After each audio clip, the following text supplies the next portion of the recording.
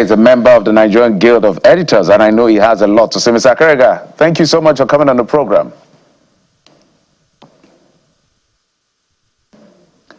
Can you hear me, sir? Mr. Akerega, if you can hear me. Oh dear. Okay, let's see how soon we can get Mr. Akerega in. I just saw him now, guys. It looks like an angel, literally shining from where he sits. We hope we can catch him back. This Nigeria is the paper we'll start off with, and it's leading with politics. This Nigeria, 2027 presidency, forget it. Fintiri tells North. Adamawa governor says power should remain in the South or in South for another 4 years after Buhari's 8 years. Mr. Akerega, can you hear us? Mr. Akerega? Oh dear. So whilst we wait to connect with Mr. Akerega due to network, guys, basically this is a big blow for Alhaji Atiku Abubakar. First, this is his state. There's a governor that has been with him. Well, the son of the former vice president, we understand, has left the cabinet because maybe he wants to stay with his father in the PDP. Oh no, I don't even know what party he belongs to. He should have been in the PDP with the governor, as a matter of fact. Whether he wants to join his father in the ADC, we do not know. But this is signaling to tell Alhaji Atiku Abubakar, Your Excellency, you may be my boss, but I think we should leave this thing to people in the South as much as possible. He had that conversation with our colleagues yesterday morning where he was talking about the need for balance or equity, or in that sense. So politics, I remember it was former Speaker Dogara who had said, when it comes to the power dynamics, you need to appreciate how politicians look at power dynamics. It's slightly different from how I think the average person looks at it. You're looking at it from the angle of equity, fairness, and all of that. But I know politicians who are looking at it from who can win the election. It doesn't matter what. It is when we have won the election, we will now talk about sharing power. And I had that conversation in 2023 after Muhammadu Buhari was about to leave office and a new president was to be elected into office. So everybody with his own, appreciation or approach to how this should be. But I think in the spirit of fairness, this should just stay in the South. So that the South, because it's not written in the Constitution, it's just a convention that we walk around, guys. So, Mr. Akerega. Oh dear. Well, we hope to get Mr. Akerega back very soon. But Jeffrey, you're right on the money in your reflections on this, especially when you consider that, the governor of Adamawa is himself, political godson of Alhaji Atiku Abubakar. And it came as a surprise for some reasons. I mean, his defection now. But then again... it came as a surprise to you, not to me. Then again, not so surprising because of the gale of defections that we've seen in the last couple of months. A surprise for, on some levels, because he's a second-term governor, so he's not seeking re-election. And he was an astute member of the PDP on that level, given his relationship with the former vice president. But as they say in politics, only permanent interests, hold sway all the time, or most of the time, if you like. But at the bottom of this Nigeria is another story that we cannot ignore. At the bottom of the page, Nigerians in Middle East urged to heed travel warnings, seek evacuation assistance. Israeli strike rocks meeting to choose Iran's next supreme leader, official claims. And of course, we also saw yesterday that the Christian pilgrims are suspending, the pilgrimage arrangements subsequently of Nigerians to, the pilgrim state of Jerusalem. And so that has also some impact back home. And we are hoping that from this point, there'll be no waiting for Nigerians to issue a distress call, but, to get a database and a rallying call for Nigerians in Iran to band together and to ensure, their safety temporarily until there is a need to move them onwardly back home, such that we're not experiencing any casualty in any form of a Nigerian national amid the continuing war between United States, Israel, and of course Iran. But that's it on the front page of this Nigeria. Let's get to Vanguard as well this morning. Mr. Akira, we hope you are back with us now. But okay, let's continue with the Vanguard newspaper, which also trails the Middle East war. Homes, factories, hard hit as fuel prices rise. Crude oil prices leap further to $84 per barrel. Expect more increases, hard times, and that's ascribed to the CPPE. FG, that's federal government, should plan to ease sufferings of the people. OGSPAN is speaking here, and more industries should embrace gas. Coleman, MD. And, we're feeling the impact back home as well, with the petrol prices now hitting 935 naira per litre in some cases, but hovering generally between 900 naira and 930 naira per litre.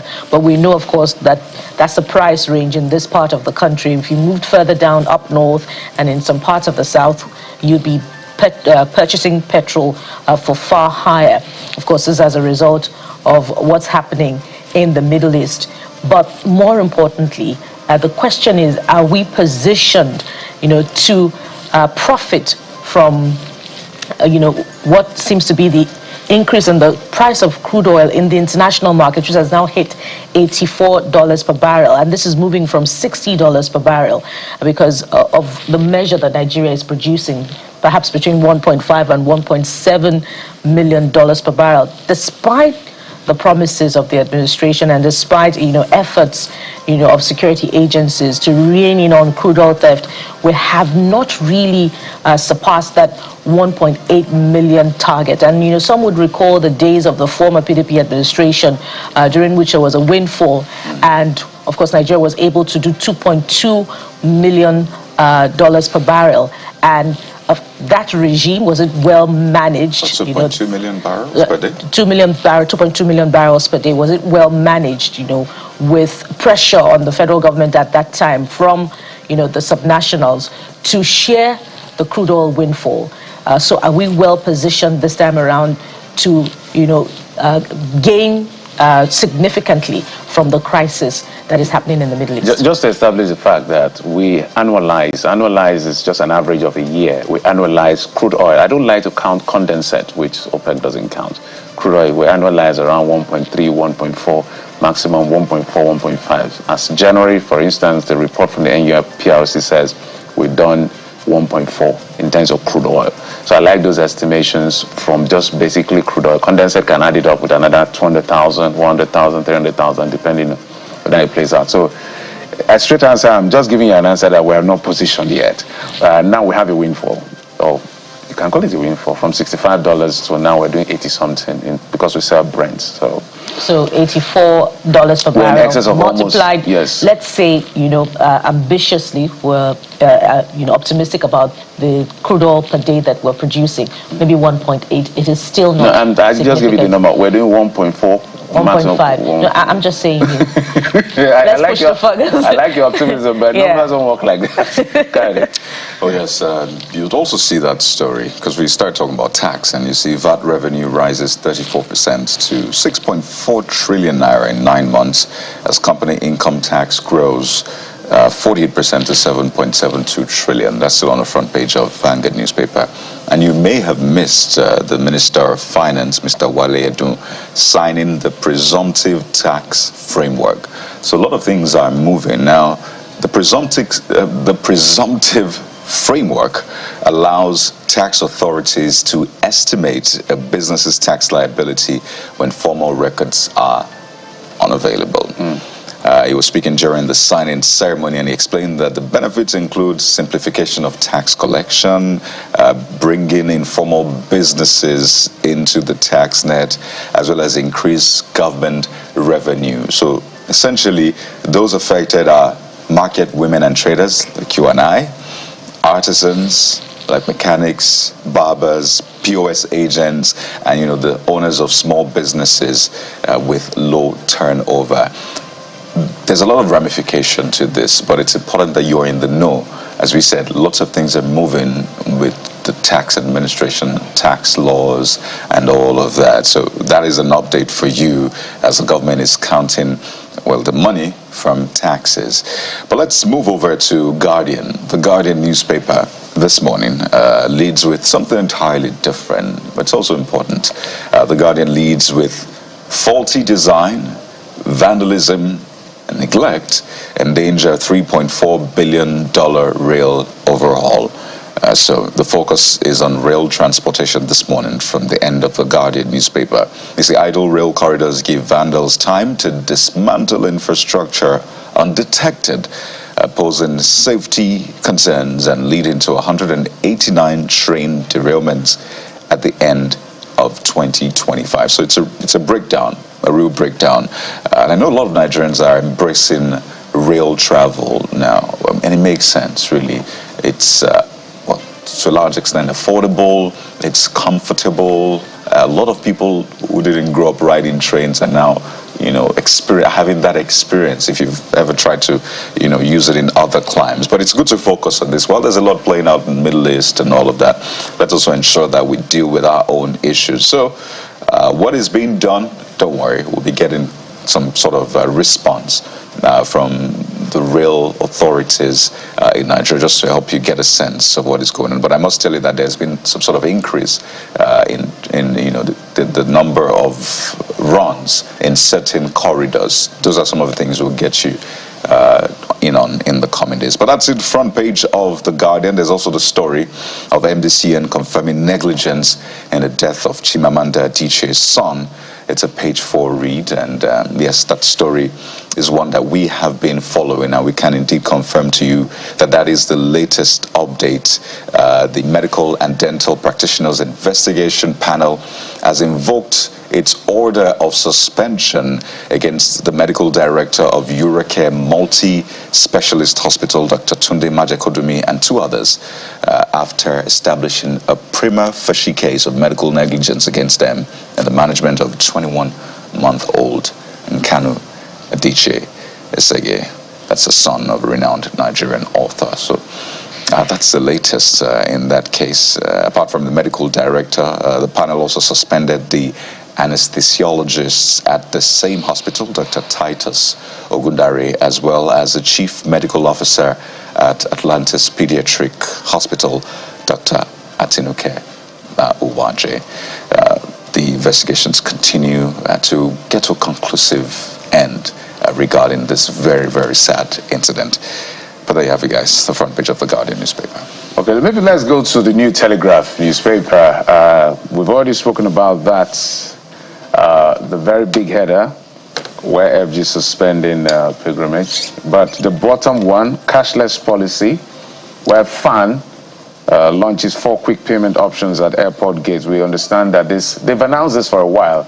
I even received an SMS to this effect. So, but with new implementation comes challenges, delays. So people have been advised to go quite early so they don't miss their flights. But guys, this is a good move to make sure that there are limited leakages. I remember I was at, I think that should be domestic terminal. It should be the domestic terminal. I've forgotten where I was coming from.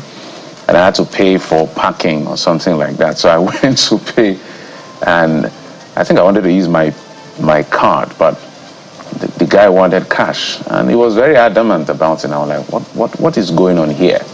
In that sense. So there are places where when it comes to ticketing, you don't have any human interface. You're driving in, you serve yourself, you get your whatever that ticket is, you get into whatever you want to do. It has calculated how much time you spent. You go to the machine. If you want to pay cash, you pay. If you want to use your credit card or ATM card in this sense, you use it. And then you come out, all the things that human beings do, no more. I think if that's the direction they are going, it's a welcome development, but they must do it efficiently so it doesn't waste people's time. Because I saw videos yesterday of people trying to race because of traffic and all of that. Is important. But guys, more importantly for me is how is government spending this money, especially at the subnational level, I know a lot of people are stockpiling money for what they will use it for in the election. You and I can assume exactly what it is, that because we know how this thing works. So when we're hard on the questions we ask, we know exactly what we're asking. Because if this government, I mean governments now generally, can spend money that we get for the reasons we are getting those money to spend, I think our country will be a lot better. The leakages, corruption, stealing, and all of these things that EFCC is chasing them, ICPC is chasing them, some we don't see any conclusion, some are still being chased by the EFCC, yet we may see them run for election. So it's just it's a situation that, but Nigerians, we cannot back down to make sure that we hold these people accountable. This is your money. It is my money. And if you evade, there's a consequence under the law.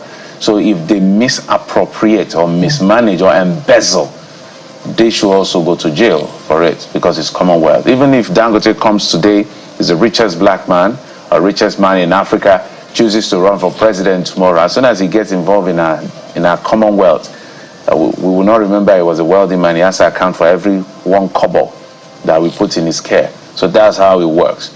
So we hope that all of these things, that optimization, Bola Tinubu, our President Tinubu, is very good at optimization. He knows how to gather the fund somehow, one way or the other. He will shall, let me sound like a typical Nigerian, he will shall look for the money, either by dumping our wage bills in subsidy and optimizing other sectors to look at how he can ramp up.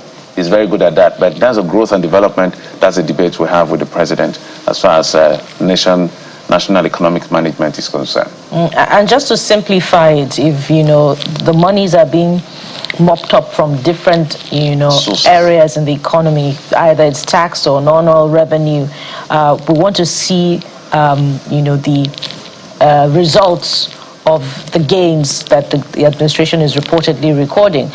For instance, Lassa fever is still resulting in deaths, which is needless under the circumstances. What's happening to allocation of resources to primary health care in the country. We still live in a Nigeria where the nearest police station is at least a 40 minutes drive from a community, and in very many communities there are no security infrastructure for the people, and they're left vulnerable. And so if we're reporting all of these gains, where are the tangible results that one can point to in terms of development and, of course, protection? The simplest requirement under the Constitution, as a demand, as a mandate for the government at all levels, and not just for the federal government, at the state as well.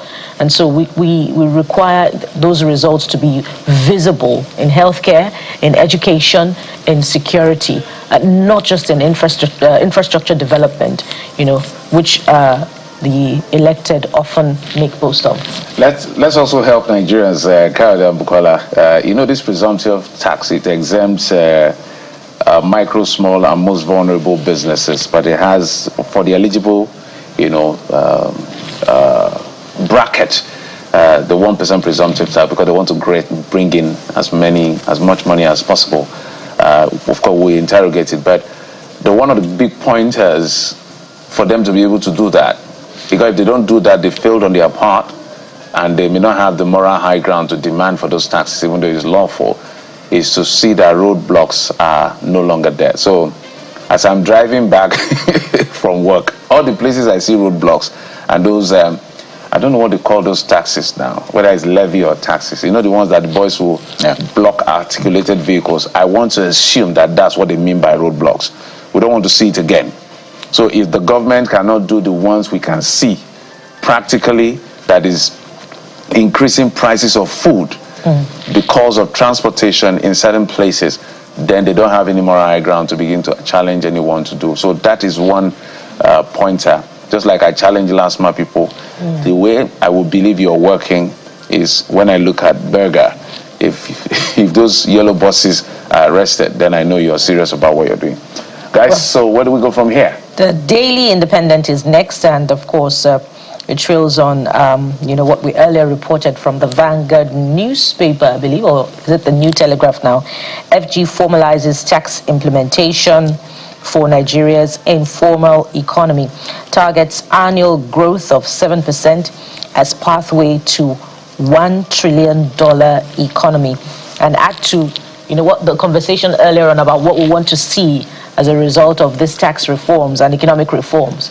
Power supply, especially for the real sector that will be captured under this new tax regime.